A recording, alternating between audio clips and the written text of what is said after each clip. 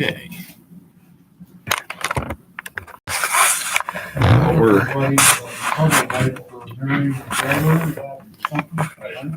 Omar, yeah. And messing around with campaign funds for personal use. Where Omar, get back, get third. Oh, all the things they got on her, yeah. Bigamy, tax evasion, oh my gosh, the list a mile long. It's all Islamophobia. Good evening.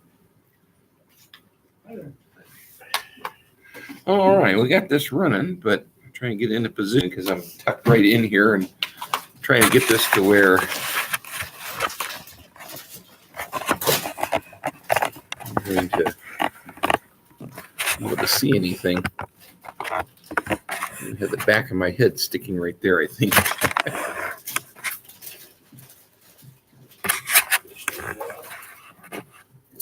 There we go. That'll work.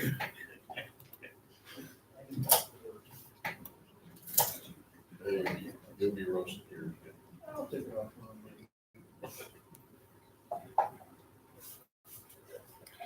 Well, we have I haven't heard from her. I got it. It's at that stupid balance on those lines that I have to, you know. Those vertical lines on the back room, that balance across the top. The brackets holding it up, coming out of the wall. It's just, I really don't want to do it, but I got it. Told her I'd do it.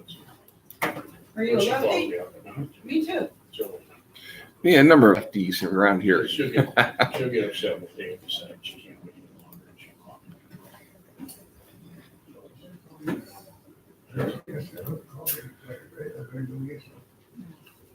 My dad didn't, he didn't get shot in the head, so Yeah, you would. he would get hit, and I saw him, he was great. Pretty sure lines, yeah. This is good stuff. It's just, Well, I guess it Okay.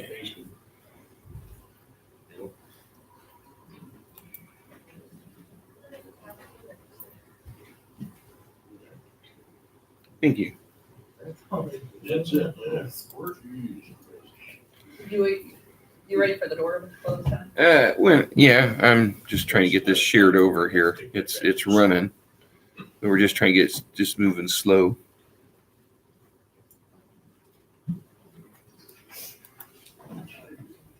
Last one I had for a giant eagle. You set it down, it was just all over, so much, almost too much. There we go. Yeah, you're ready, you're right, Channel. No, we have not reached. All right.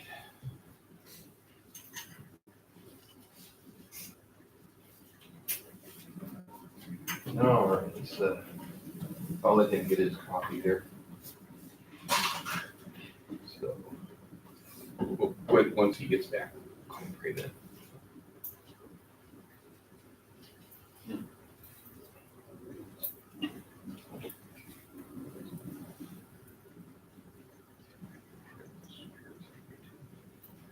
All right, well, let's go ahead and pray. We'll get started here this evening. So, Heavenly Father, Lord, I want to thank you again for the opportunity to have a place to meet tonight, a place that we can come together. We just thank you for each one that's here. Pray for those unable to be with us, also for those that might yet be on their way. We just pray that you would bless our time together, give us a good Bible study tonight. Thank you for the refreshment. Bless them as well. And again, bless our fellowship tonight and help us be a witness testimony for you. We thank you in Jesus' name. Amen. Amen. Well, good to see everybody tonight. We were talking about the different things that people were saying, and I wanted to mention this.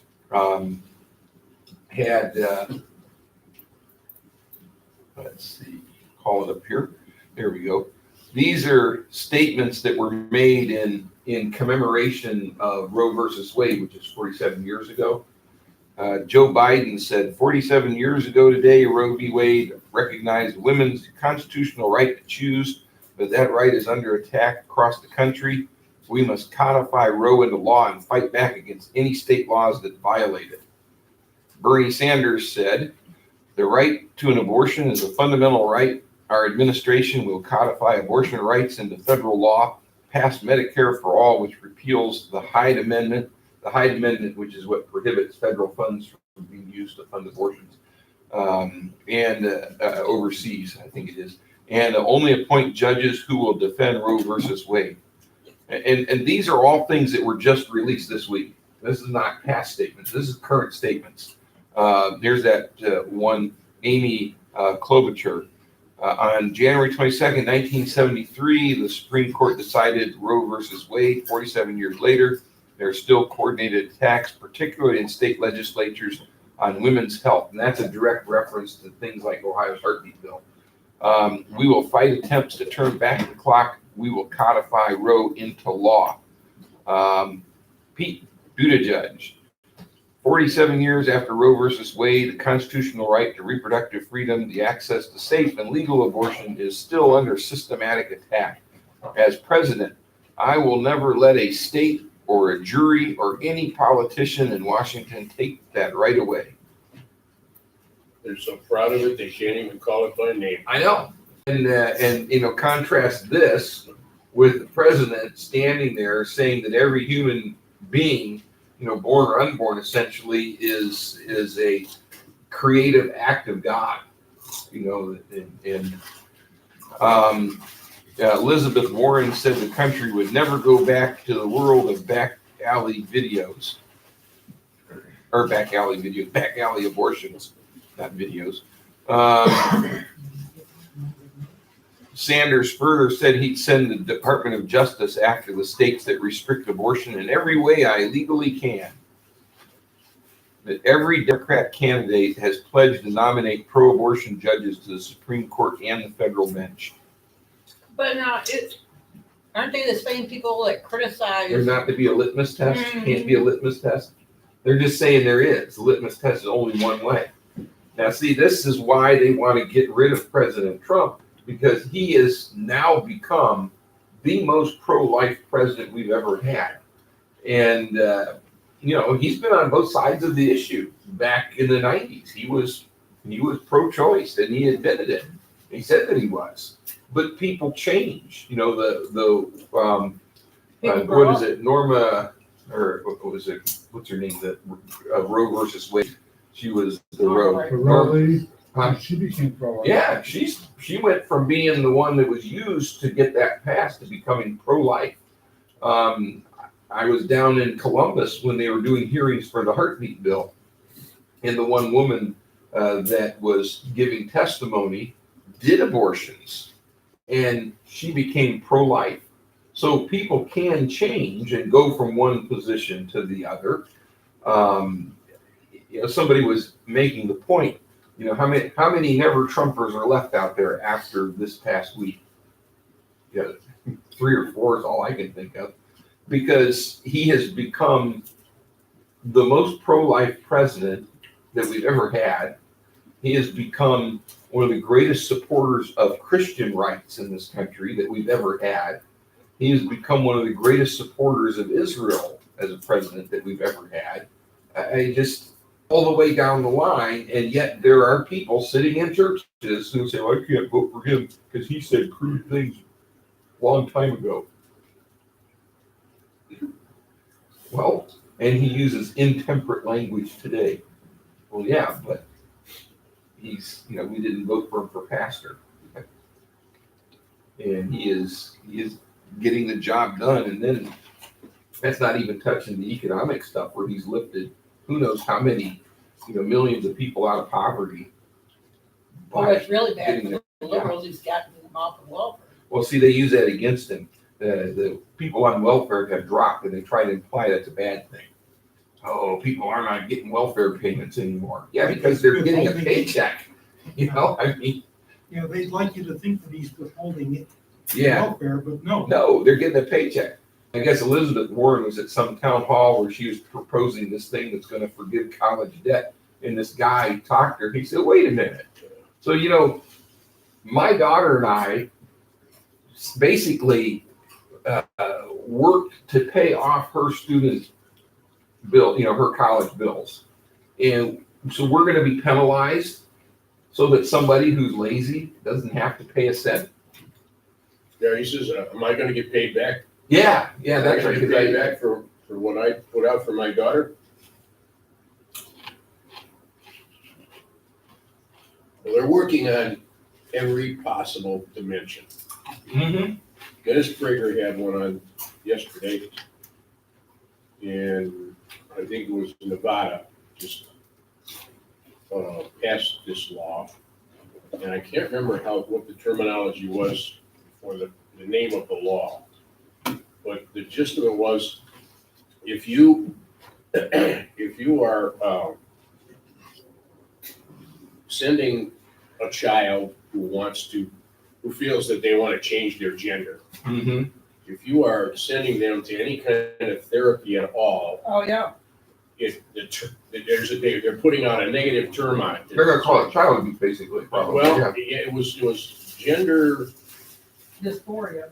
yeah, in other words. No, gender You're trying dysphoria to is change the- their gender. Yeah, gender You're dysphoria. trying is to when get you them think- to stay a boy or stay a girl, which is their normal sex. Mhm. You're changing their sex, or you're changing what they want to be.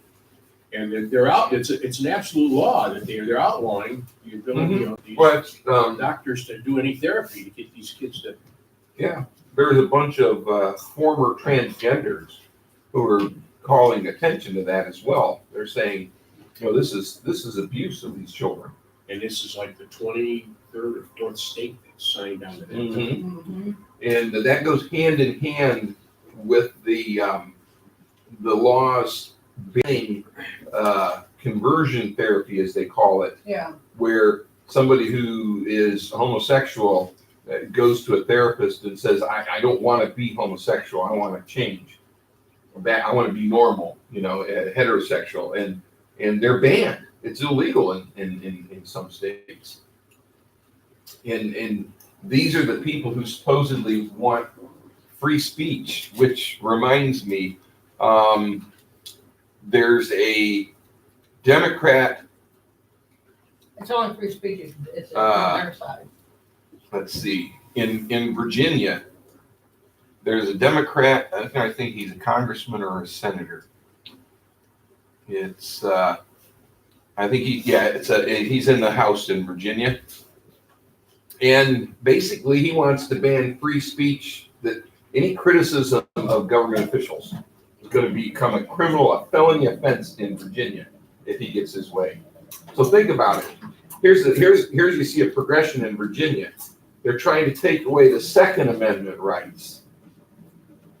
And now they're working towards taking away the First Amendment rights. Because see, They have like a lot of this big Navy base.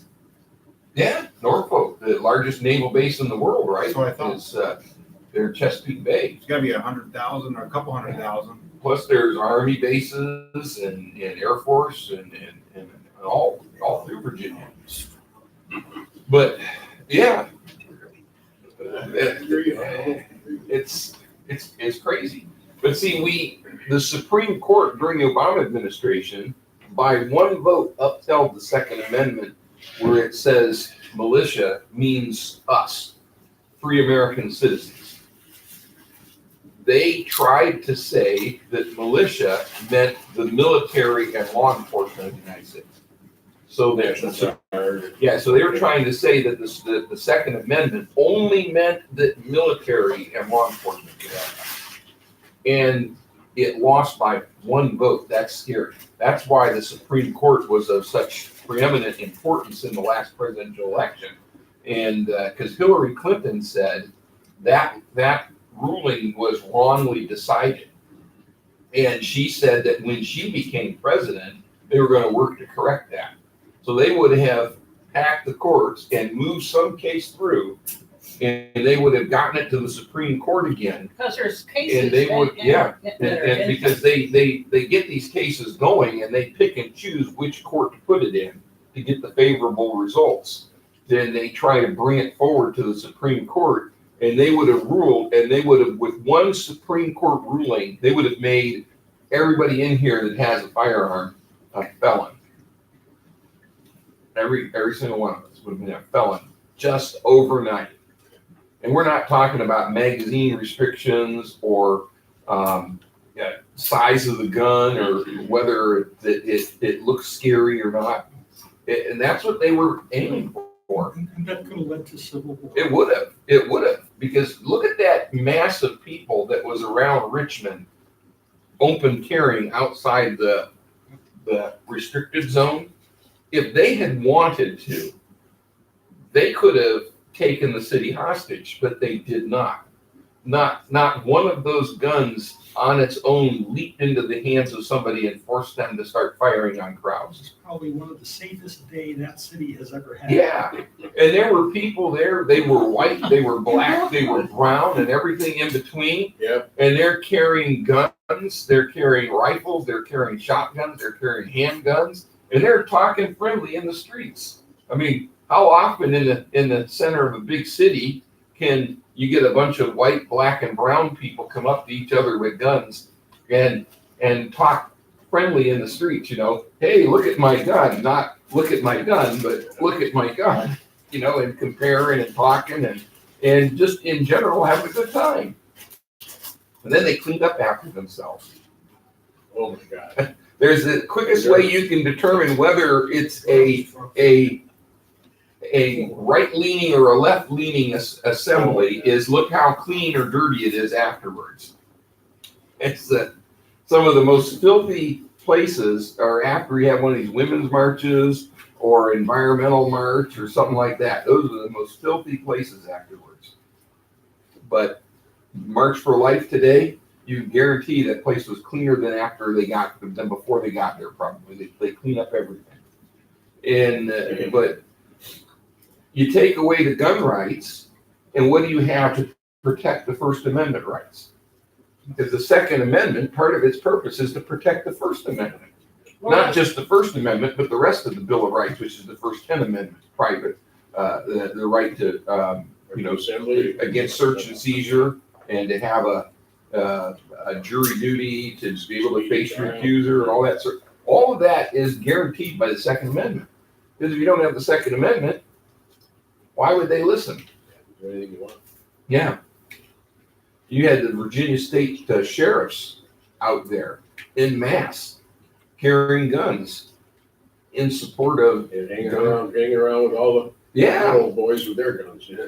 In West Virginia, there's a legislator in West Virginia that's offered to a couple of pro-gun states in Virginia that, hey, if you want to join West Virginia, we'll talk. Yeah, people came in from all over the country for that Mm-hmm. get together. Yeah. And what was that? David Hogg, the guy from down there in Florida, that shooting who around become the left-wing anti-gun darling. He was talking about how scared he felt hearing those people were coming in, because I guess he was there for some anti-gun thing. And he was talking about how scared it made him feel. Well, I can almost imagine that. I mean, he's got the opposing point of view to the point where you would feel a little bit nervous. Maybe deep inside he knows he's wrong.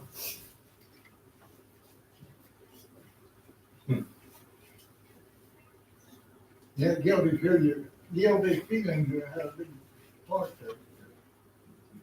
there. The media was just hoping that there'd be a bloodbath. They were building it up. There was going to be another Charleston. It was going to be terrible. And nothing happened. Remember That's that why all the story on, Coverage left. remember that story on the day afterwards? There was something, they said, I bet that was set up so that if there had been a problem with Virginia. I'm trying to think which one that was. There was some gun, talking about the boogeyman of guns. I don't remember what it was, but I do remember that.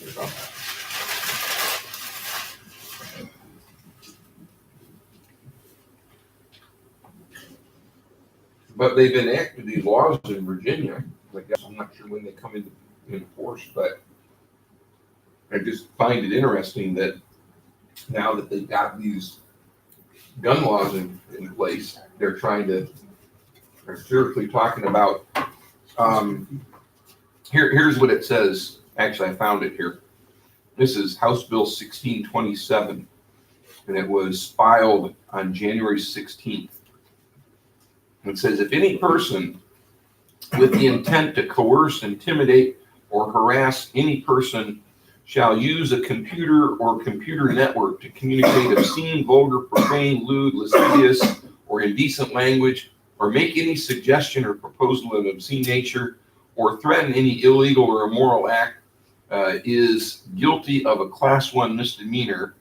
This is not down here a little bit. Okay, violation of this section may be prosecuted in the jurisdiction in which the communication was made or received, or in the city of Richmond if the person subjected to the act is one of the following officials or employees of the Commonwealth: the governor, governor-elect, lieutenant governor-elect, attorney general or attorney general-elect, a member or employee of the General Assembly, a justice of the Supreme Court of Virginia, or a judge of the Court of Appeals of Virginia. So basically, Well, what happened you to the can't thing say a rude comment to any of these people under this law, or it's a Class 1 misdemeanor for the first offense. Fire restraint of speech. Yeah, that's what it is. This is denying the First Amendment, because the First Amendment, we have the right. It was the Reagan. We were talking about the Reagan joke, I think it was the other day or something, where, Oh, yeah. and I guess Reagan actually told it to Gorbachev, where the guy said to somebody visiting from Russia, he said, "In my country," meaning here in the United States, or he was visiting Moscow. That's what it was, American visiting Moscow, and he said, "In my country, I can walk into the Oval Office to the president and to the leader of my country, and I can pound on the desk and say, I don't like the way you're running things. And it's perfectly fine." And the guy in Moscow said, "I too can walk into the leader of your country and pound on the desk." I don't like how you're running things. And he said Gorbachev actually laughed. But I mean, if somebody makes a rude comment about any of these officials that are named here, they can be in trouble. They're thin-skinned. Freedom of speech is right out the window. There's no right not to be offended. Yeah. Well, and also, there's no definition of these terms. Coerce, intimidate, or harass, or make any suggestion or proposal of an obscene nature, to threaten any illegal or immoral act. Somebody says, "Man, I'd like to shoot him." There you are, right there, boom, you're guilty. Yeah, it's just, figure of speech. People do that all the time. And Even if you said, "Man, I'd like for someone else to shoot him." I was gonna say, Yeah. he ought to be shot, yeah. he ought to be shot. That's what people say. Man, they need a good old fashioned hanging or something, or whatever. That, right? Any of those things, that guy should be run out of town, tarred and feathered, and run out of town, right there. And there's no definitions, so they can basically say anything, twist anything you say. Well, that's it, everything is subject to their Uh-huh. interpretation. Of course. Exactly.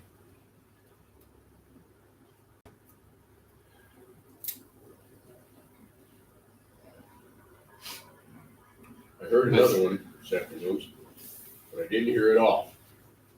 What I did hear was something to do with the stock exchange accepting a corporation, but not accepting, a corporation that was run by all white men.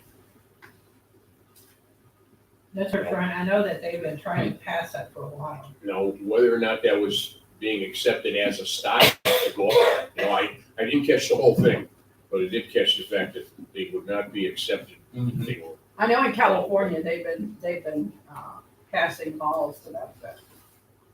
That you cannot incorporate in California if you have an all-white. is that what it was, incorporating? Okay.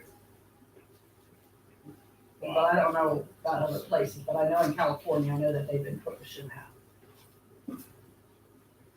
They're just coming from every possible angle, you know what I mean? Well, there. You may shoot one or two down, but they got about 10 more that Mhm. they're trying to shove through at the same time, and they seem to be getting away with it. See, they figure that if Trump gets impeached, they'll be able to push their agenda through again. But that 27th or 26th, whatever, Nevada being the 26th or so state that adopted that law I mentioned, there aren't that many conservative or liberal states, crazy liberal states. But see, the thing of it is, the thing Yeah. that you gotta worry about is states like Virginia. Because Virginia, Yeah, it's all liberal. it's, State most offices of the are all state, liberal. most of the state is conservative. But, where you get these population densities around DC and Richmond are all liberal and they they outdo even Illinois. Yeah. Somebody said that if they could take the Alexandria, Virginia area, which originally was part of the diamond that was made for the District of Columbia, and during the Civil War, the Virginia side was broken off and returned back to Virginia. If they could re-include that area into the District of Columbia, they said that Virginia would probably revert back to a conservative or a red state. Because most of the blue votes are right there in that DC area. So.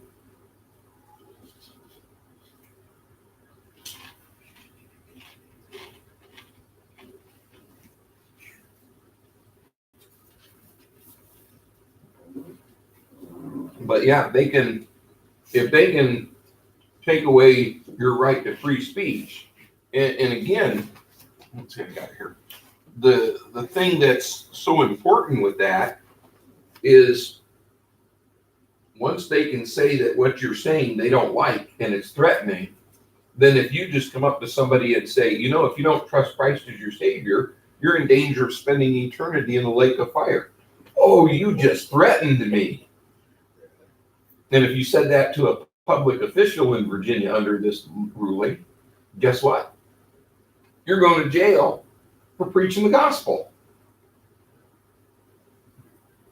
But see, that's where they're headed. And it's all under the guise of freedom. They'll march you off to the gulag telling you how free you're going to be because you got those knuckleheads that are running the Bernie Sanders campaign out in Iowa who are on tape through Project Veritas saying the gulags aren't that bad. Yeah. People gained weight in the gulags. Conjugal rights and it was Yeah. well. And It was a nice place to go. And then that one guy talking about that canal that they built where it's like 25,000 people died building it.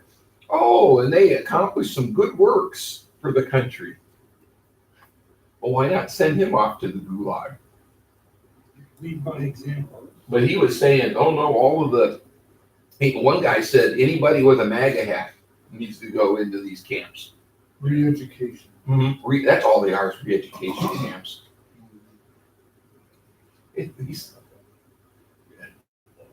It's telling that the one guy said that he didn't realize the Soviet Union was such a nice place until he went to college. Which only underscores my dad's often saying, you had to go to college. You can't get that stupid on your own. But it also, unfortunately, underscores the fact that during the Cold War, the Soviets spent a lot of money influencing our universities. And they went not just to universities, but all the way into the grade schools. And that's why these teachers are coming out, basically teaching socialism is a great thing. it's all in the manifesto. Yeah, and that's what they did. They spent a lot of money reaching the schools because they thought if we could reach the youth. But there is some pushback because some of the younger generation are starting to rebel against some of this. Well, what state is it now that's gone to their Supreme Court? I think about allowing the state funds to go towards a religious school as well as a state school. It's one woman started it. She's got a lawsuit going, and I think it's reached the state Supreme Court because she was sending her child to Catholic school, and then she's a single woman and she's reaching a point where she can't afford it, and she Mhm. wants to have the money that the state puts to the schooling to go, so her child can continue in a Catholic school, and they're saying, no, you can't do that, you know. I may not be perfect on that, on the wording of it, but it is a court case that's coming up. Yeah.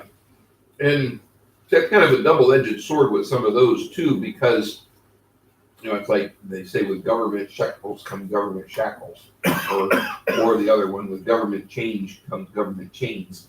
You know, the idea is it's all in how it goes, because see, for instance, if the government says, you know, it costs so much to educate children, and if you don't put your child in the public school, we'll give you a voucher or something to take to the school of your choice, whether it's another public school or a magnet school of some sort, or a private school of some sort, religious or secular. And so if the money goes to the parent to use in a school of their choice, that's not so bad because the money goes to the parent. But the problem that you run into in a church school in Michigan, Upper Peninsula of Michigan, ran into a problem where they involved themselves in this state program where they would get state funds for students coming to their school. And then the state came in and said, well, you know, your teaching staff's not diverse enough type stuff. And you're getting government funds, therefore we have requirements. And Christian Law Association really had to, Lighthouse Legal Ministries really had to go to bat for them because they started bringing in the government money. So this is one of those odd situations where sometimes the left-leaning members of the courts actually are closer to the biblical principle of not letting the government coerce your school through government funds, through receiving government funds. But like I said, if it's a case like you get out of the military and you get what are they? I'm trying to think what they call it now. It used to be the VA or the GI Bill, or something like that. There's variants on it today, but you get money available for education after you get out of the service.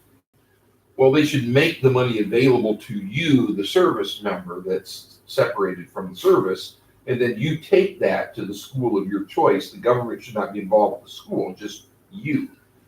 Because it's government money, they can put government strings on it. And so that's always been kind of a sort of a sticky situation where it almost can be a slippery slope when the government gets its nose like a camel into the door and then begins working its way in.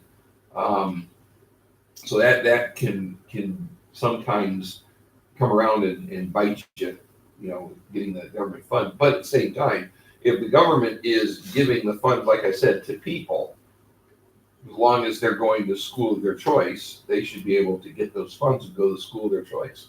Well, that's what when I was going through my apprenticeship, I was getting money from the government. Yeah. From being a vet. Mm-hmm. And they sent me a check every week. I get a check. A subsidy, I guess, because the General Motors picked up the tab for the schooling. I mean, obviously the government's going to say, well, we want to make sure that you're going to a legitimate school. But that's about as far as it should go. But I mean, once the government gets it, it ceases to be your money. And so then they deign to dole out a little bit to you as they see fit. In reality, it's our money to begin with.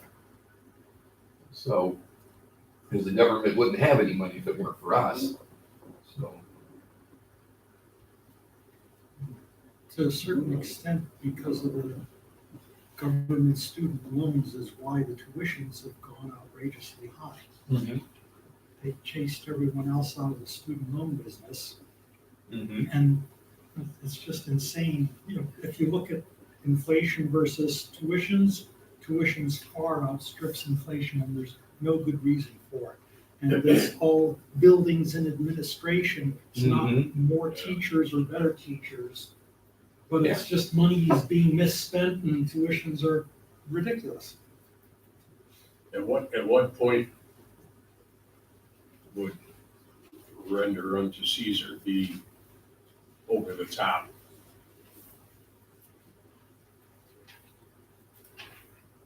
Well, that's a good question, because obviously we render unto Caesar a little bit, as the Bible says, because they do provide, the Roman government, as corrupt and anti-God as it was, anti-Christ government.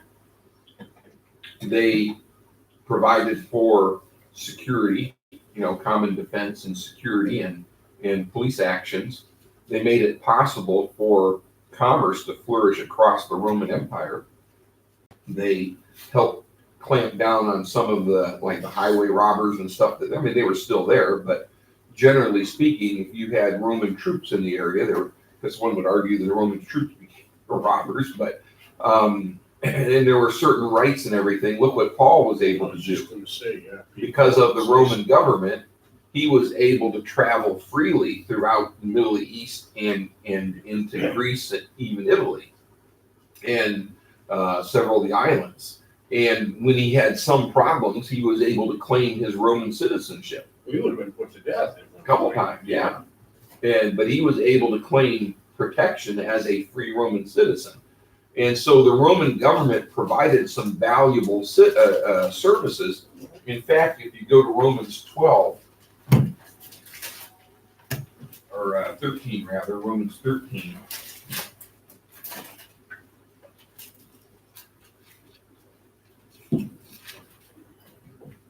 When he says in Romans 13, verse 1, let every soul be subject unto the higher powers, for there is no power but of God, the powers that be are ordained of God.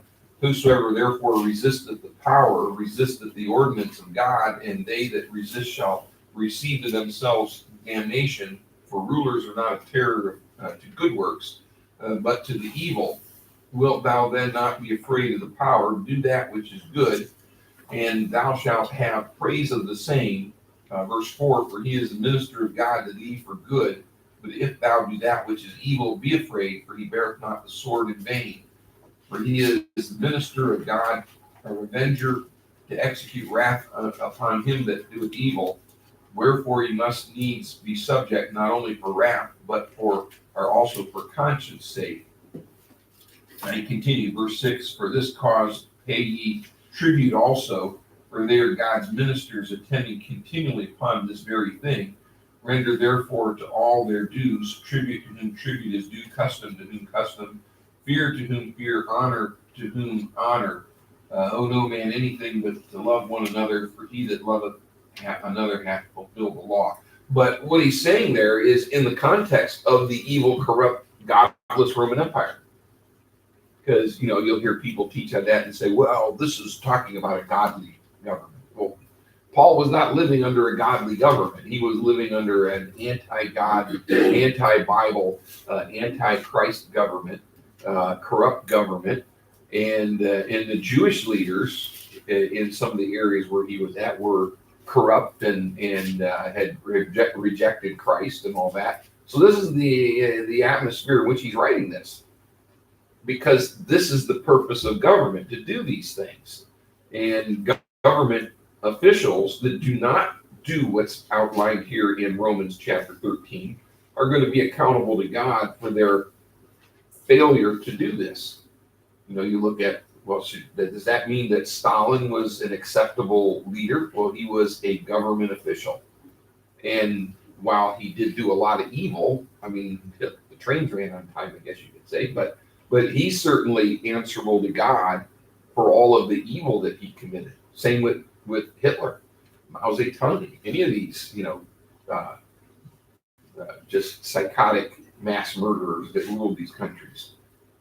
They'll stand before God at the last judgment, the last day, the great white throne judgment. And when the books are open, their works are laid out. Here's all the ways that you failed to do what's right here. You are supposed to preserve and protect that which is good, and clamp down on the evil and persecute those that do evil for my sake. And you didn't. You did just the opposite. You elevated the worst of people to high position, and you threw the good people, believers and stuff. You threw them into jails and persecuted them. That's added to your list of punishment now in the lake of fire. So the more sin that we commit when we stand before God, the more is listed in the works that we will be not judged as to whether we go into the lake of fire, but everybody standing there at that judgment is already going into the lake of fire. It's just a determination of the degree of suffering in the lake of fire. It's vengeance is mine. Say the Lord, yeah. And in fact, it says that right in chapter 12 there. Where he says in verse 17, recompense to no man evil for evil, provide things honest in the sight of men. If it be possible, as much as lieth in you, live peaceably with all men. Dearly beloved, avenge not yourselves, but rather give place unto wrath, for it is written, vengeance is mine, I will repay, saith the Lord. And it's interesting, we come from that into a discussion of what government officials are supposed to do. A minister of God, he says in verse number 4, he's a minister of God to thee for good, but thou that do evil, if thou do evil, do that which is evil, be afraid, for he beareth not the sword in vain. He is a minister of God, a revenger to execute wrath upon him that doth evil. So if you put that together with what you brought up there, when somebody wrongs us, we're not supposed to go out as vigilantes. What do? We're supposed to have government officials in place that we can report what happened, and they can weigh the evidence, and if vengeance needs to be meted out, God is going to use that government official as the minister of God, a revenger to execute wrath upon him that doth evil. That's why in Exodus 22, where it says, if a thief is found breaking in and he's smitten, meaning you whack him with a club or a spear or sword or something, and he dies, no blood shed for him.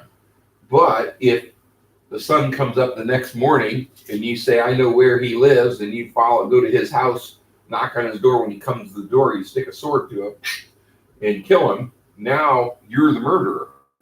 Because vigilantism is not in the Bible, self-defense is. If you know who he is, they were supposed to go to the government officials, the leaders, and say, this is what happened. This person here living over there broke into my house last night. He robbed me. He accosted my family. He tried to beat me up, and I got a good look at him. It's that guy there. And so they go and they get that guy, and they have a sit down, and everybody gives their story. And if the guy says it's that guy there, but it's really that guy over here, they say, well, you were wrong. It's a good thing you didn't go and kill the wrong person in your anger. We now know it's this guy. And so if any punishment needs to be taken place, the government, the community, basically through the government officials, makes that decision, and this is how God chooses to work. And that's what government officials are supposed to do, provide for the common defense and general welfare of society, provide a fair playing field, so that we can come together and work and go about our own lives as ideally as peaceably as possible, without unfair advantage being given to people. You can see how far, even in free societies, we've drifted from that. All the laws that you have to contend with as a business, right? I mean, it's just crazy.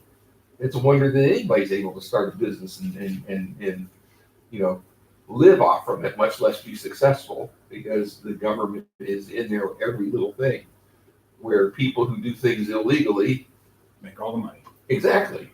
And that's where government is supposed to be taking They care don't of. have to share it They with get to keep it government. all. Yeah. People who work under the table, I mean, they're not paying taxes. They're not at the end of the year saying, oh, and by the way, I earned all this money under the Got a table. brand new Cadillac. I only made $152 this past year. Yeah. Yeah, as you're sitting in your brand new Cadillac and your, your nice $500,000 mansion, and of course, you invested in cardboard and permanent markers so that you can sit out on the road. He'll work for food. Homeless veteran. God bless you. Those are the key things you have on your sign. You make a lot of money. Yeah. Mhm. I watched them divvying up their signs one time down in Montrose. A group of them. They were assigning their street corners to go to and looking at their signs, which one they wanted at each street corner. California, it was so prevalent that the news would actually follow people just to make sure that they were legitimate, and they'd catch them all the time. They make $600 a day, some of them, cash. And I'm sure they report every bit of it, right? Oh, no. Nope.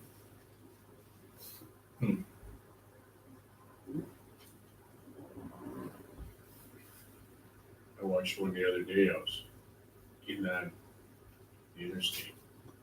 The guy was standing there with a sign, standing.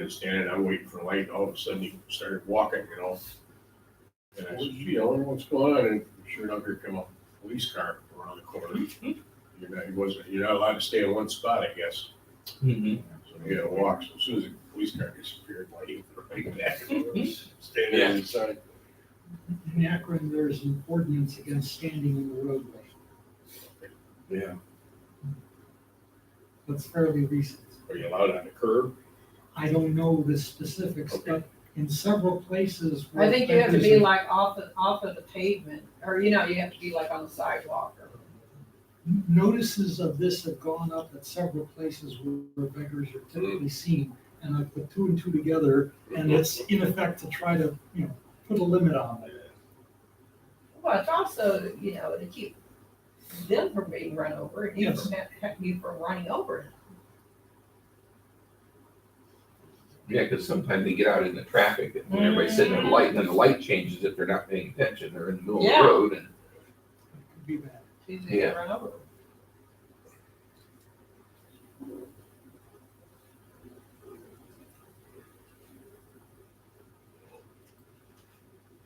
Well, I saw the one with his backpack was strategically placed over the sign so that you couldn't read it.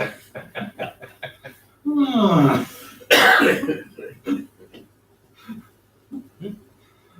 That was a coincidence. Only Yeah. America, huh? Yeah, it was, he couldn't have put it on the other side of the sign, it just had to be on this side. I wonder if you're allowed to panhandle in the Soviet Union. Probably.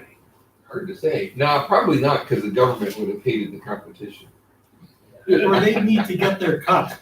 That's what I said. You could go in Moscow in the middle of the night. You could go 2 in the morning, 3 in the morning, in the subway, not have to worry about being mugged because the government hated the competition. You might have gotten picked up by the secret police and swept off to I saw the. some documentary that they get like a little cabin. Every citizen gets their own tiny little cabin because culture, it sucks so bad that they reward you with a little vacation home. Out But there. I think in practice, it was only government officials, Communist Party officials who were working for the government. I think is how that little gotcha, I think they call That's it. what they call it, gotcha. I think It was only regular applied people, to the way them. I saw it. And they were offered it, I think, because the living conditions were so bad. Well, they would go into an apartment and basically they would look at an apartment and say how many square feet you had. And you might be in there with you, your wife, and a couple of kids. And they would say, well, you got enough square feet here. We could bring another family of 4 in here. And they just move them in. You get 2 families, 2 completely unrelated families that now have to live in the same apartment. Yeah, probably 600 square feet. Yeah, something like that. And so now you're having to share the bathroom with some strangers, the kitchen with some strangers. And Yeah, some of those apartment buildings are 30, 40 stories. Oh, they're huge, just Mhm. huge. yeah. But, those are some of the things that they do is they want to get rid of private property and free speech and anything means that you might have of defending yourself. And people who come from that type of a background they see it happening in this country. And they just can't believe that the young people in this country are growing up saying, well, communism is better than capitalism. It's right. It wasn't bad in the Soviet Union. They just made up stories about it. And, The only made-up stories were about it not being so bad. yeah, you could. What is it? Alexander what's his name? Solzhenitsyn. He's probably spinning in his grave with some of these things that are being said now about, because he wrote that book, The Gulag Archipelago, that opened a lot of people's eyes to it, because people were just choosing not to acknowledge it. And then they would say, oh, there was freedom of religion in the Soviet Union. The Soviet Constitution had freedom of religion in it. In fact, stronger statement than what we had. Yeah, but it was just words. In practice, they would break up meetings like what we're having right now. You didn't have freedom of religion in the Soviet Union. The churches that were allowed to operate openly were under heavy restrictions. And oftentimes the KGB had people in them. When Billy Graham went there in the 1970s, he got permission to go in. All world, see, Soviet Union's open religious freedom. Billy Graham, this great evangelist, gets to come in and hold evangelistic campaign in the Soviet Union. Well, he's on a platform with Russian Orthodox priests, and knowing his team knew, it came out later that his team knew that several of those so-called Russian Orthodox priests were actually KGB agents dressed as Orthodox priests. That was a part of it. That was part of the thing. He had to agree when he went in to not say certain things and to say other things. And I had somebody, when I was telling them about this one time, tell me, well, you can't make an omelet without breaking a few eggs. And, that was a saying. I later learned that that saying was attributed to either Stalin or Lenin.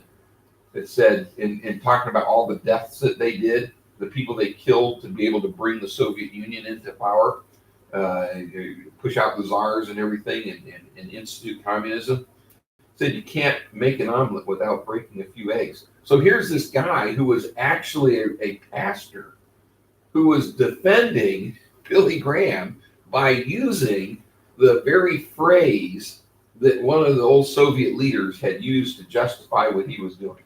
Can't make an omelet without breaking a few eggs.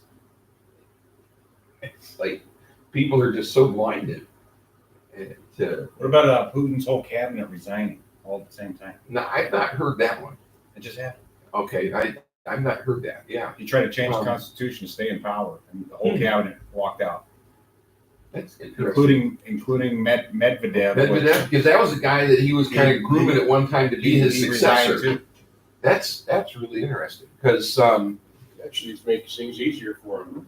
Yeah, Bring his own people. And either he purposely was forcing them out, because it's just like remember in Turkey when they had that attempted coup against Erdogan, and they found out later that probably it was Erdogan that was behind the attempted coup, because it flushed out all the people who were potential enemies. And repressive regimes, that's not an unheard of thing. But check that out. Putin cabinet resigning. There was an earthquake today in Turkey. They said that there was like a half a dozen fatalities. Funny because it hasn't been a whole lot on the news. Well, the news has been taken up with these more important things of Adam Schiff droning on and on and on with the greatest oratory since Cicero, I think, or something. It's just, yeah. There's a lot of news that most people don't know. How much coverage did that major treaty with China get? When was that? Was that Monday or something? CNN had them delivering the articles of impeachment on live. Yeah, Fox had him live signing the trade deal with China. yeah. That's how stark difference it was. Well, and see, I know people who I'm related to who would say, well, that's because Fox is biased And CNN is like, and doesn't give you true news. It's unbelievable. Okay, Putin moves to shore up power as prime minister resigns. Wall Street Journal. Russian government resigns as Putin proposes reforms. Yeah, Medvedev, all that. Yeah, this just recently, 15th. See, this kind of stuff has not been in the news much because of all this, farce that's going on. And in a sense, this farce in DC is keeping America's attention off from more important things where, like what's going on in Virginia, because if they can succeed in Virginia with this, they'll do that. You'll see other states following suit. But entire Russian government resigning. Wow. I was surprised Medvedev did. Yeah. I thought that was his right-hand man. Yeah, because I thought he was trying to groom him as his potential. Well, maybe that was the replacement. problem. Maybe he That might be the problem, maybe he yeah. thought he was going to be. Maybe he but thought he was that's- gonna take him over. Maybe, Yeah. maybe Medvedev was expecting to replace him, and now instead of replacing him, he's gonna make his son czar for life. Well, he was. Well, he's gonna be basically behind the scenes as like the powerful leader that, Because see, they have a prime minister and a president. And like Israel has a prime minister and president, France has a prime minister and a president. We just have a president. England does not have a president; they have a prime minister. The prime minister, basically, whatever power in the legislature or whatever party in the legislative branch has the most seats or whatever, then they elect one of their members to become the prime minister, and then they form a government and they do the executive function. In England, for instance. I think that in some states where they have a president and a prime minister, one or the other does the bulk of the executive function. yeah, I think The other becomes more or less sort of figurehead. Putin wants to be emperor. Yeah, he has. He said he wants to reconstitute the Russian Empire. Why would he not just put it up for a vote? They control the vote. Well, Maybe he wasn't confident enough in, and see, he has to deal with these He didn't put up oligarchs. our vote because it was obvious they wouldn't have voted for it. Yeah, but see, he's got to deal with these oligarchs stupid. too, because the rich people in Russia basically are it's like ruling a country made up of various mob families, or It's drug almost like the cartels. United States. Well, no, this would be more like in Mexico or Colombia during the when they had all the big cartels in Colombia, because these oligarchs are Rich business. yeah, but they're A crime lot of figures. them now, yeah. A lot of them are major crime figures because they were kind of in the underworld, and when the Soviet Union broke up, they were able to come to power, and they were the ones that had the organization to come in and basically take over a lot of the business, like that guy that Hunter Biden worked for. He was a crime boss in the Ukraine, and when the Ukraine became free after the Soviet Union crumbled, he had the resources and the content, the ability to take a certain measure of power. So, he's got a mixture of legitimate and illegitimate businesses. And that's how these oligarchs work. And so some of them, like cartel leaders down in Central America, Mexico, and South America, the drug cartels, they become very powerful so that government officials, they're they're usually bribed by them. They spend a lot of money bribing the local government officials. But so the big source of capital in Russia, a lot of it is either in the hands of the oligarchs or in Putin, because he's, I think, the richest man in Russia right now. But he needs the cooperation of the oligarchs to get stuff going. And so there's always a tension there. And of course, the Soviet Union is really, they're kind of extended with some of their activities in the Middle East and Syria and all. And they're really not bringing in the money. Since the United States became the largest exporter of oil in the world, it's really hindered the Soviet Union because they export a lot of oil and natural gas. And we're doing both as well. So oil prices have come down worldwide. So they're kind of hurting financially. So it's kind of a shell of a country in many ways, because remember at the close of the Cold War, we found out that some of their bombers, their intercontinental bombers that they had, that were supposed to be so worrisome. Well, they could reach the United States, but they couldn't fly home, so it was a one-way trip.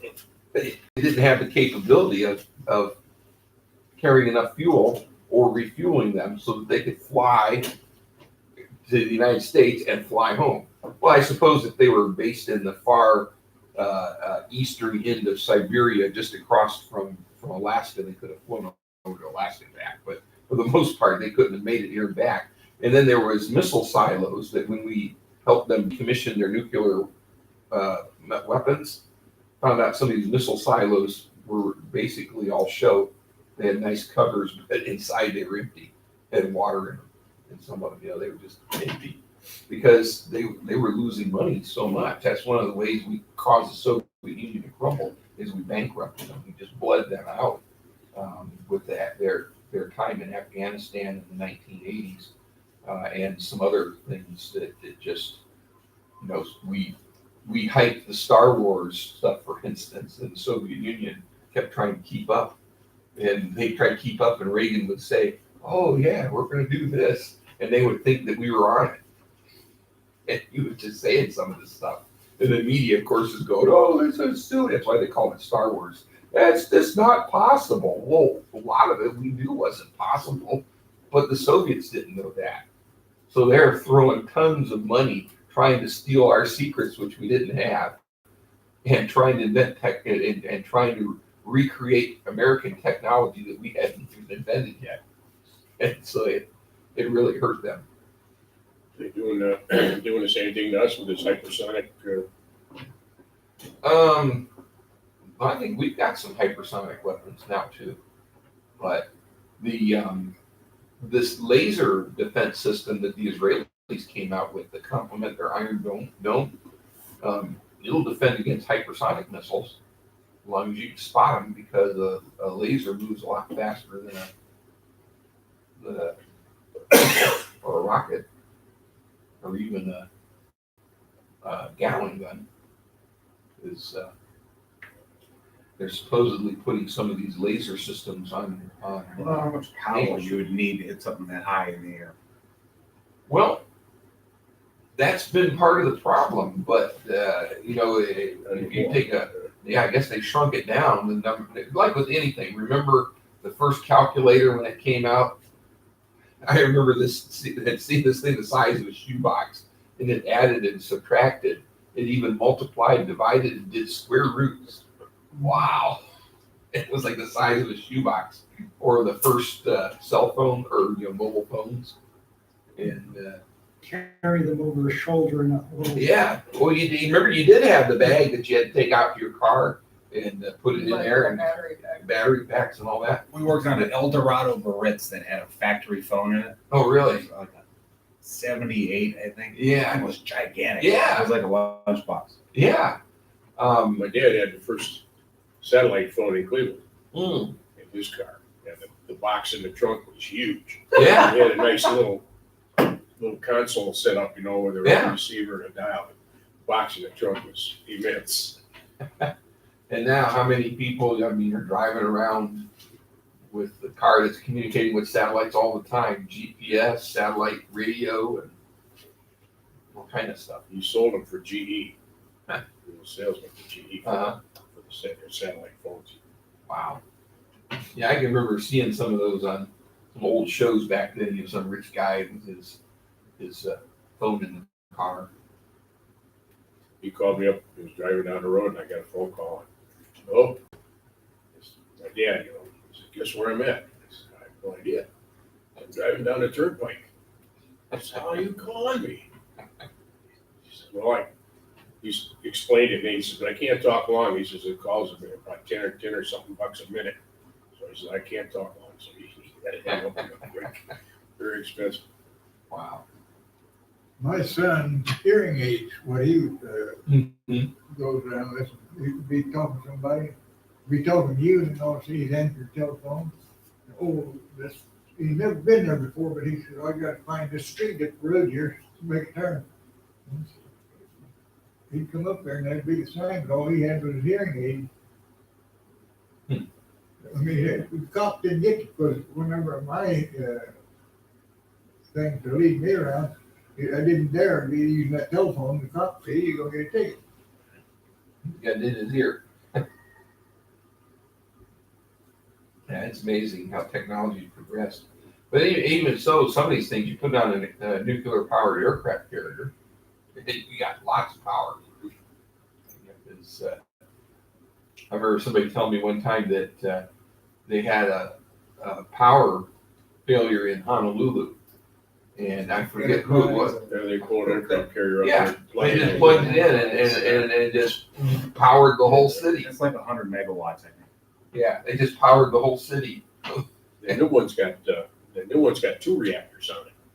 And they say it's still only got roughly a 20-year lifespan. Well, supposedly the Navy is experimenting and has in operation some fusion power plants.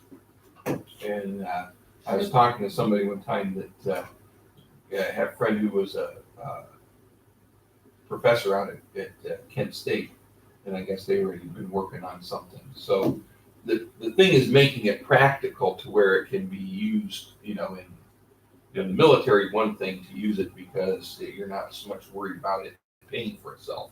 You're just worried about it being able to be reliable and do what you want it to do. But supposedly there's a few fusion plants in operation, and if they could manage to go that route, you could be collecting fuel as you're going through the ocean. And it'd be much more efficient, much safer. The radiation worries to the extent that you do,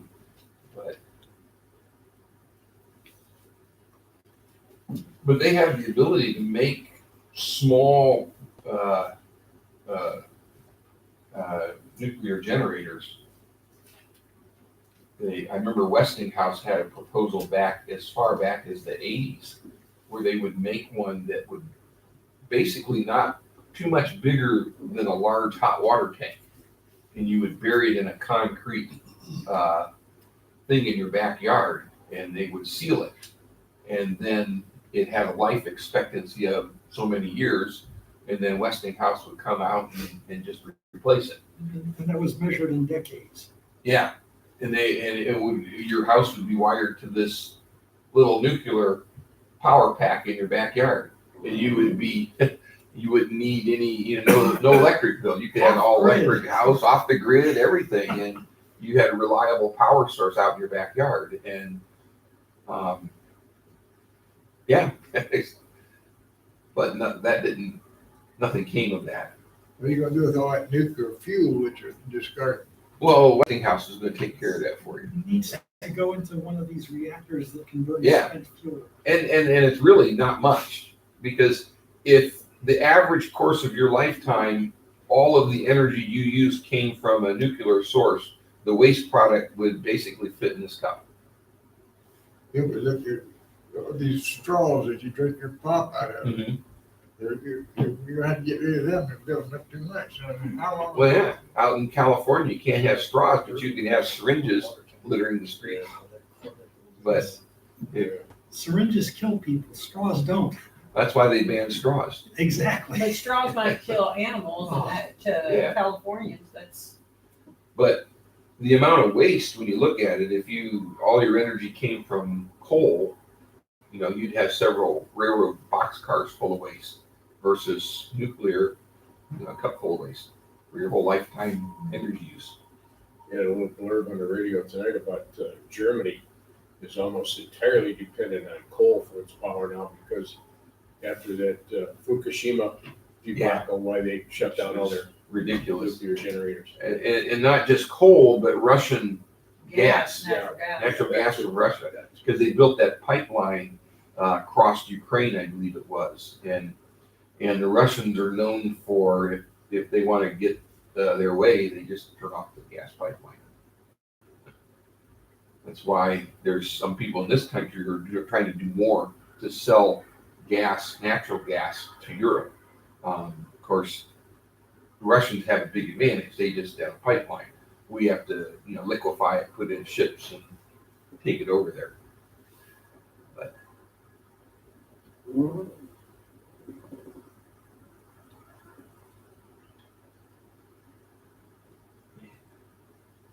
think tonight's definitely been more of the world events, current events nights. Trial of Jesus, that is a statement from mob rule. And that's what the founders, they didn't want to have mob rule. No, that's why they did not give us a democracy, they gave us a republic. Because you're right,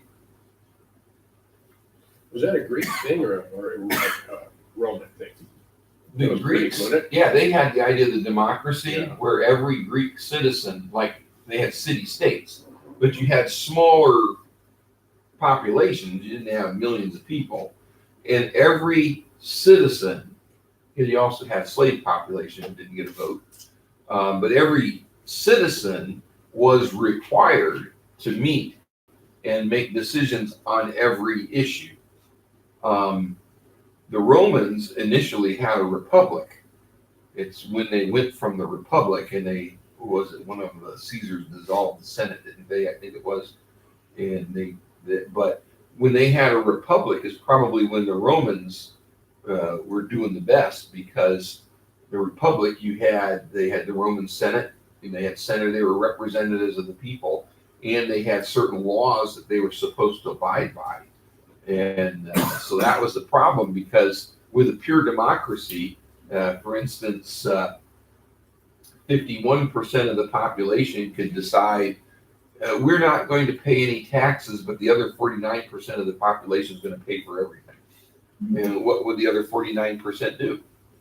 They would have no choice, because democracy, majority rules. That's the way it is. Like the old expression we talked about before, it's two wolves and a sheep that's voting on what they have for supper. It's not much protection. So we have a constitutional republic, and so we have a body of laws enshrined in the Constitution, and we elect representatives using some democratic measures. I mean, we use democratic measures. I mean, a majority vote for representatives, but there's a reason that the president was not to be directly elected by the population, by popular vote, because they wanted to protect the rural areas from the more built up areas. And they didn't have any real urban centers at that time, but they wanted to protect the smaller states from the bigger states. That's why Rhode Island had 2 senators, and Virginia, which would have been one of the biggest and most populous states, had 2 senators. So the average citizen in Rhode Island had a much greater percent representation in the Senate than did the average citizen in Virginia. So that's not a pure democracy in any way, shape, or form, the United States Senate. The whole basis of it would be the Senate would have to be like the House, where you have a number of representatives based on the population size. But even then, it's skewed. So a pure democracy is hard to enforce, because how can everybody have a vote? And most people wouldn't even bother. But pure democracies quickly become mobocracies, like you brought up the trial of Jesus. Here's Pilate trying to apply the rule of law, which came from Rome, and the religious leaders, the Jewish leaders, came presenting Christ, and they wanted their way. And when Pilate said, "Well, I find no fault in him, let me release him," and they said, "Oh no, you don't follow Caesar. We're going to report you," basically. And the mob shouted him down. And see, that's the problem, even with a republic, when people do not follow the laws that exist or enforce the laws that exist, then even a republic can fall apart. And that's what happened with Jesus' trial. They got the mob to shout. And that's what would happen in a democracy. Whoever shouts the loudest sounds like the most. you ever see where they do the voice vote in Congress? I remember one time during the Reagan administration, Tip O'Neill was the Speaker of the House, and he goes, all in favor say aye, and you hear a bunch of people going, aye, aye. All in favor say nay, nay, nay, nay. The ayes have it. On to the next. You can plainly tell. Yes. Another illustration, it's not who votes, but who counts the votes. Yeah, who counts the votes, or in some Who counts cases, the who votes ayes and the aloud. noes. So there's all kinds of problems, but that's where a constitutional republic is superior to a democracy, because you have a rule of law, and only then when the laws are based on, the Bible, that's what made our Constitution so successful, because they based our laws on the Bible, and because they're based on the Bible, it's biblical principles. The Russian Constitution was not based on the Bible, and they didn't follow it anyway. And the French Revolution took place, and theirs wasn't based on the Bible, and they were following the mobs there. So it was definitely, when enough people said off with their heads, the guy that started the French Revolution, he found himself a victim of his own creation. Yes. He just got so involved he lost his head. But I mean, it's when the mob starts screaming, is they stormed the Bastille, and there wasn't anything going on there, but people started shouting and stirring up the crowd and making people think things happened, and next thing you know, they stormed the Bastille and sparked there. The revolution is on its way. Early Democrats. Yeah, and even when they sparked the Russian Revolution in in Russia that formed the Soviet Union, they knew they only had a small percentage of the population. They just knew they had to be louder and more vicious than anybody else. It doesn't take a majority even to destroy the democracy. You just have to, if you have a democracy, they did really under the czars. But if you have a democracy, it only takes who can intimidate or outshout or whatever the rest of them the most.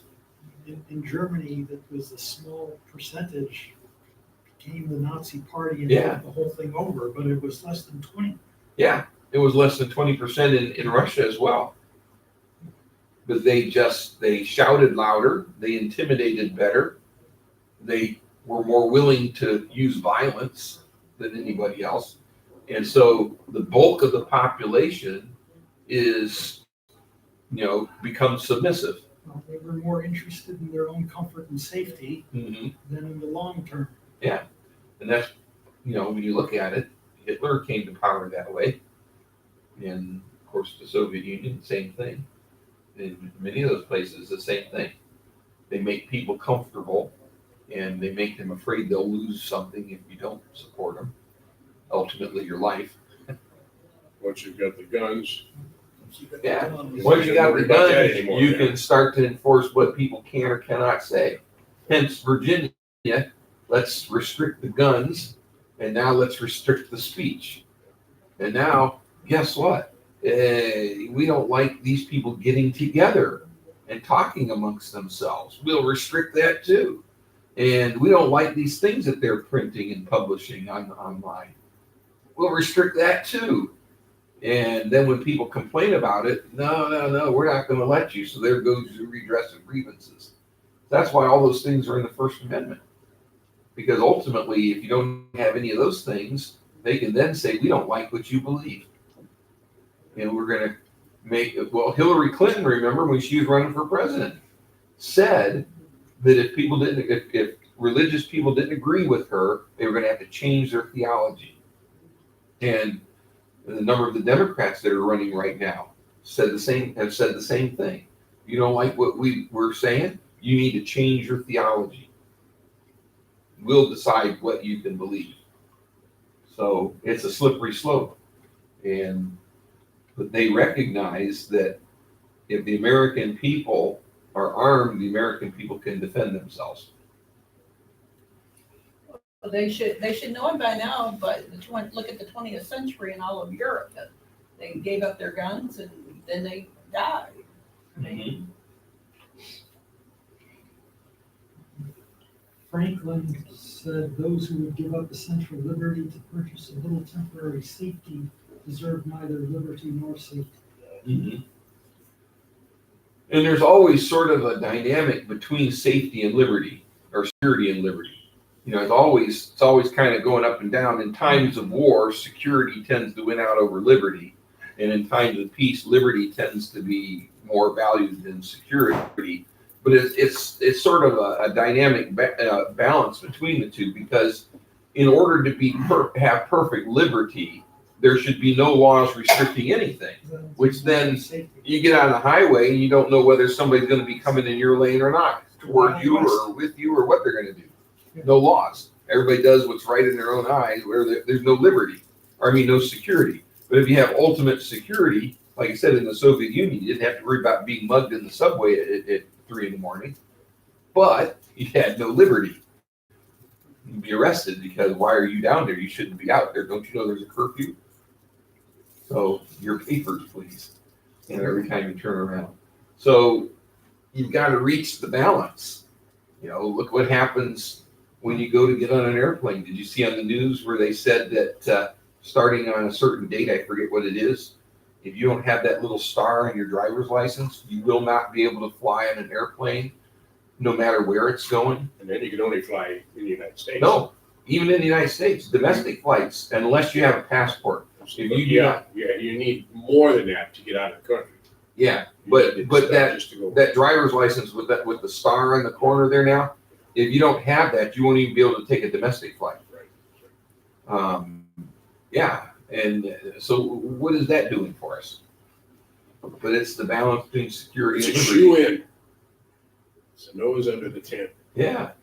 So, you know, it's always going back and forth, and you want to maximize the maximum amount of liberty, yet at the same time sufficient amount of security, because in order to have free choice, like we talked about before, in order for God to give Adam a legitimate free choice, he had to give him not only the choice to do right, but the choice to do wrong. Otherwise, there's no choice.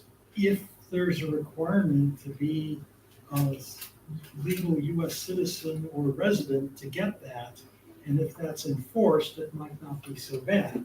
But if they let any old person get the license with that thing on it, then what we're doing. Yeah. Well, if we're gonna give them the right to drive, why not give them the right to fly? Well, yeah, I mean, that's what What it's I'm getting at is that this, to me, suggests that the only people who can vote are the ones who would be allowed to fly. Because, I mean, yes, you're allowed to drive if you're an illegal alien, but you shouldn't be allowed to vote. See, with this though, you'll have to have a photo ID to get on an airplane, but you can't have one to vote. Congressman in New York, or is it New York City, was just on TV today, pushing for the right for the undocumented, call it that, whatever, illegals to vote. They're And- pushing, they're and no absolutely ID. pushing for the vote. Yeah, and no ID. Yeah. Oh, and part of that is because they know they're about to lose a lot of the black vote Yeah. because of what they're calling Blexit. Because you have Brexit, which is the British exit from the European Union. Well, they're calling this Blexit. It's the black exodus from the Democrat plantation.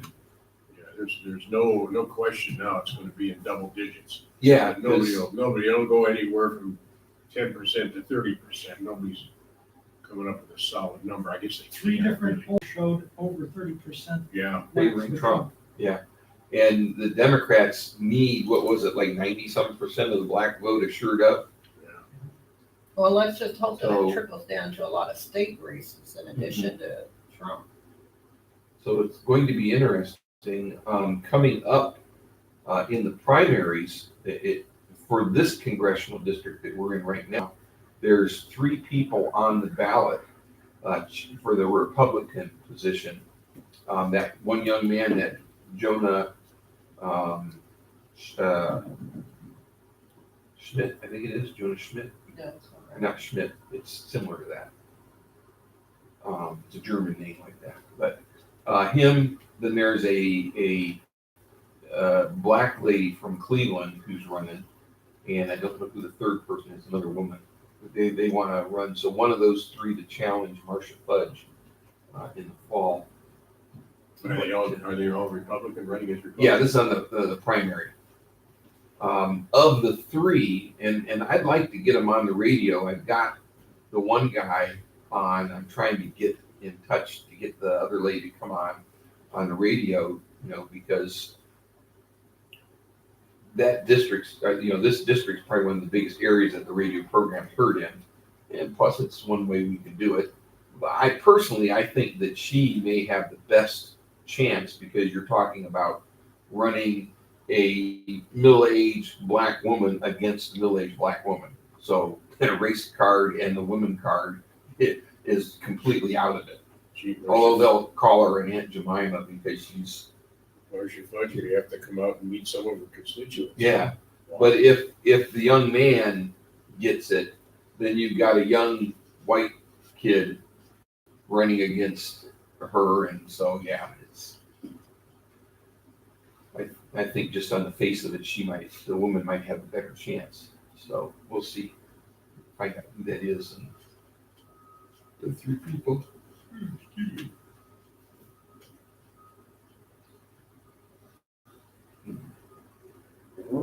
But it will be interesting to see how the House goes. There's some thought that some of these people in the House might even be primary in some cases. It'd be kind of a shame, and really, it would be a shame for Schiff to be primary. That would be nice because he's gone. But it would be kind of nice for his opponent to be able to run against him in general, because it might be easier to beat him than his replacement. But you see where Schiff is being touted as a possible future senator from California. Yeah, getting rid of, what's her name, Kamala Harris. Because apparently there's some stuff that's supposed to come out about her that they're saying she may be done. So. Well, that's one thing about the Democrats. They don't have to worry about what the laws say. They got Adam Schiff to straighten things out. That's right. And nobody can match his oratory skills. He's got stage presence. He is so dynamic and so, just mesmerizing speaker to just watch and listen to him. You just can't take your eyes off the screen. Schumer he went on and on and on about how what just a fantastic performance he put on. What is it? He thinks they protest too much?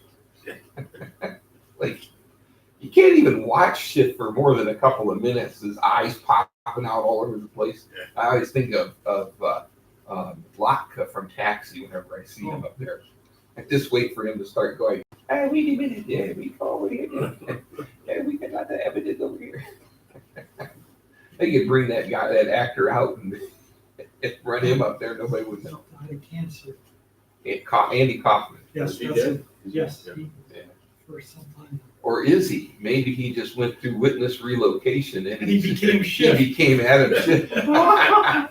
Yeah, but he was funny. Schiff is not funny at all, so I know Schiff is not Kaufman. But Schiff did write movie scripts. Hmm. Yeah, he's pretty creative, isn't he? Huh? Yeah. Yeah, well, Yeah. if you call that creative. Thin air makeup. What was it?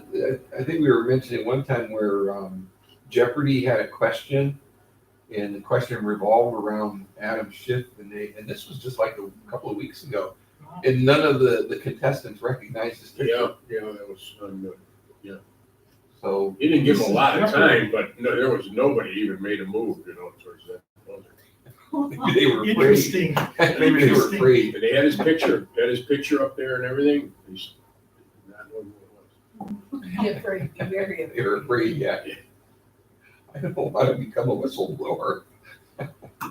You had mentioned Brexit earlier, but on Wednesday, both houses of parliament, I guess, voted to approve the Brexit thing. Yes, so it's coming along Johnson now. has made good on his Mhm. promises. I mean, yes, coming along, Yeah. coming along. It'll be interesting to see what happens there. Well, they're probably gonna use this, when this thing goes down, they're probably gonna use it as a campaign, say, we need to take the Senate back so we can do this right next term. yeah. Yeah, I'm I'm sure sure they they'll will. say that, but it's not true. Oh, I know. They can say it all they want. Yeah, there's a cartoon online making the rounds that's basically it's based on a Roadrunner and Wile E. Coyote. And the coyote has got Adam Schiff's face, and the Roadrunner has got Trump's hair. And instead of going beep beep, he's going tweet tweet. Everything that the coyote does, of course, you know. He's got the big catapult that says Mueller findings, and he pulls the thing and he goes boom on top of it. It's himself. He's got like instant boulder, you know, and it's got like whistleblower or something on it. Comes down on him. So somebody made the Bugs Bunny analogy for Trump the other day about how no matter what happens, he always comes up looking good. But the end of the Roadrunner one that's got Trump and Schiff is he's on a rocket, and the rocket crashes into the rock, and he keeps going. He's going in the air, and they go in a railroad tunnel. The next thing you see is the train coming out of the tunnel, and Schiff is racing on the tracks trying to keep ahead of the train, and it pulls away and it says, you know, Trump training 2020, you know, and there's the Roadrunner with the Trump hair on it as the engineer. So,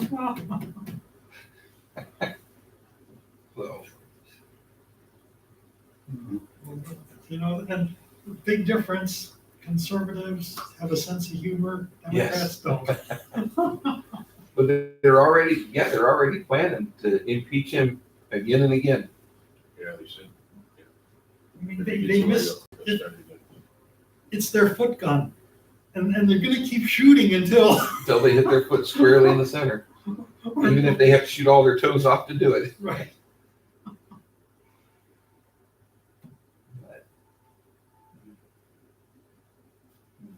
How many billions of dollars has the United States spent on keeping Trump in office?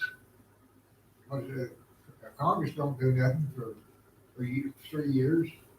And they make what, $175,000 a year. There's over 400 of them ain't done nothing. But look how much he got done Right? with Yeah. them just spending all their time trying to impeach him. In some ways, it's been better for Oh, him it's great. because Congress has not been able to do anything. they've not been paying attention to what he's been doing. That's how he's got all these judges in there, and that's where Mitch McConnell has surprised a lot of people, and how he streamlined the process for the judges, and you know they're proceeding with their impeachment stuff on a platter down the hallway, and meanwhile all those judges were being approved. One of the biggest was him refusing to put a judge in the last year of Obama's presidency. Yeah, and that was a very big thing. So, which constitutionally is his right, because it's advised and consent of the Senate. Is that what that comes under? It's it's just like with the impeachment, the coming up with the charges is totally in the House's hands. But then looking at the charges and deciding whether or not to remove him from office is totally a function of the Senate. The House can sit over there and say whatever they want to. They can come in there and stand before the Senate and tell them they're involved in a cover-up if you don't do exactly what we want you to do. No quid pro quo there, huh? Basically, And they had their chance up to the Mhm. point that they finished and handed it over. Yeah. At that Mhm. point, they have Yeah. no say anymore. They have absolute constitutional right in the Senate to get up at any time and say enough of this charade. We believe that this whole thing should be gotten rid of, and he should just be exonerated. And let's have a look right now. We just vote to dismiss, no? Know where it is? Well, they want to absolve him of the charges. I know they'd rather do that, but the Yeah. most expedient. Would be to dismiss, but if they have, then Nancy Pelosi will still be running around saying, but he's still impeached. But if they say, the charges were specious and there's nothing to them, we exonerate him of all How does the that work charges. if they actually acquit him? Yeah, that's where the acquittal would come in. He would be exonerated of all So the they charges. would never have been impeached. Well, he would have been impeached, but they would have effectively overturned it and said there was no real grounds for impeachment. It's like being charged with a crime that they say you're not guilty. Once the So you're right. Once the You're House- never convicted, so it's never on your record. It's not official. Right. Yeah, or they said you were not guilty, so now they can't say, yeah, but he was charged by the grand jury, so he must be guilty. No, the court said he's not guilty, so it doesn't matter what the grand jury said. But he's still impeached. Solely up to the House to impeach. Yeah, So once they vote and and they've vote done to that, impeach, the impeachment is there and they can't get rid of it. but they can say it was groundless, and Yeah. if they acquit him, they're basically saying there was nothing to what the House said. So, Being impeached is But not the the same as impeachment being still, removed. the impeachment still sits there. Yeah. yeah, Because because when he's you're- in charge. He When was you're charged. acquitted, the charge goes away completely. It's Well, yeah, because Bill Clinton was impeached, and that was never done away with. He was impeached. But He did lose his but he law was, They license. didn't, he was, huh? He did lose his law license. Yeah, but that was a separate action. That was the Bar Association doing that. but the Senate also impeached him. They just did not Right. dismiss it. Yeah, they did not Get rid of dismiss him. Yeah. Yeah. They see- said there was grounds that he broke Yeah. laws, but it wasn't sufficient. Right. Because I think if they go through and they say, there's no laws Yeah, so- broken, so that's a different then outcome than yeah. what. So then I think they would basically in that case say the impeachment was groundless.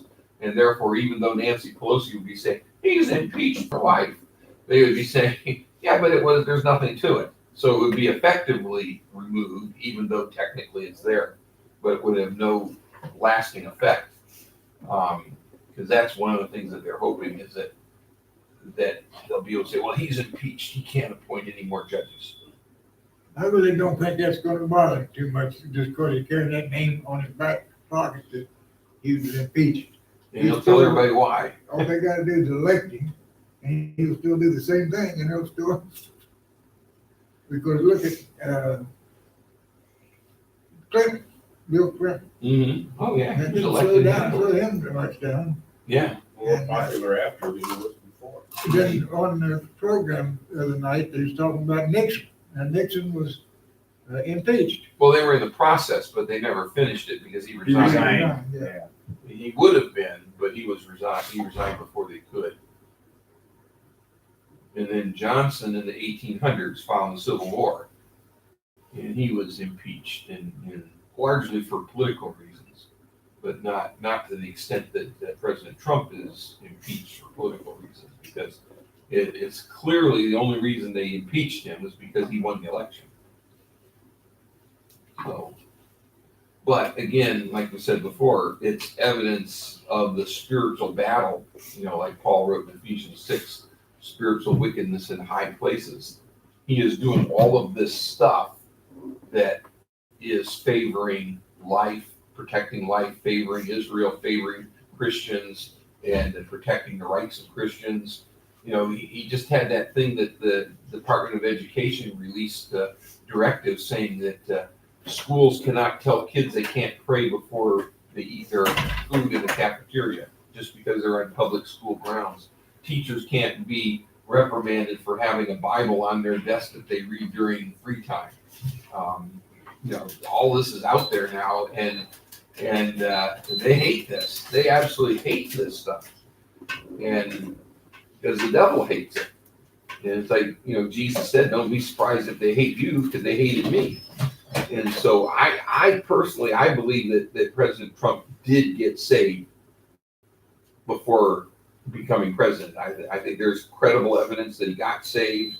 Is he a perfect example of a Christian today? No, not really. But, I think some of the things that he's done, I think are clear evidence that there is a change, because he's changed on so many positions in a favorable light. And and God is clearly using him.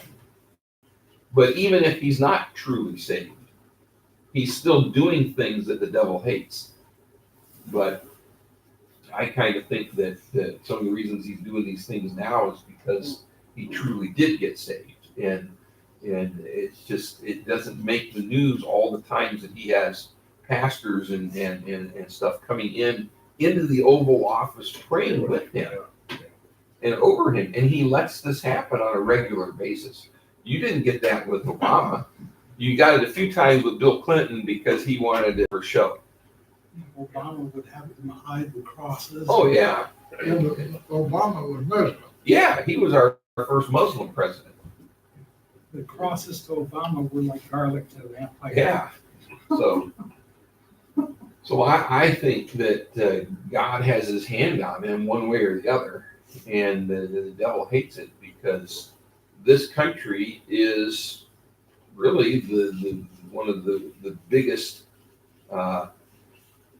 things that's hindering the devil from bringing into fruition his plans for one world government and the Antichrist to come to power. You know, it's just too many people here that are hindering that, and they can be silenced in some way or another for them to get their plans through. And they were working on doing it. Well, I see it's 9 o'clock, so we can go ahead and wrap up right here. So let's go ahead and pray. Heavenly Father, I want to thank you again for watching over us tonight. Thank you again for things we could talk about. I know we talked a little bit more about politics here tonight and the situation that's going on, but a lot of things that are happening. And as Christians, we need to be aware and we need to pray for our country, pray for our leaders. And again, we need to pray for the elections that are coming up, Lord, that we would elect people that are going to look favorably upon the things of God and make rulings and conduct themselves in office according to your word, Lord. It can be used to further your plans and your purposes, Lord. So, Father, help us be faithful in that respect. Again, encourage us. Thank you that despite whatever happens in our world, we know that we have a home waiting for us in heaven through Christ. Just thank you for that. Bless as we leave here today, and watch over us as we travel. Keep us safe on the road. Bless the day tomorrow. Then a blessed day on Sunday for your glory. We thank you in Jesus' name. Amen.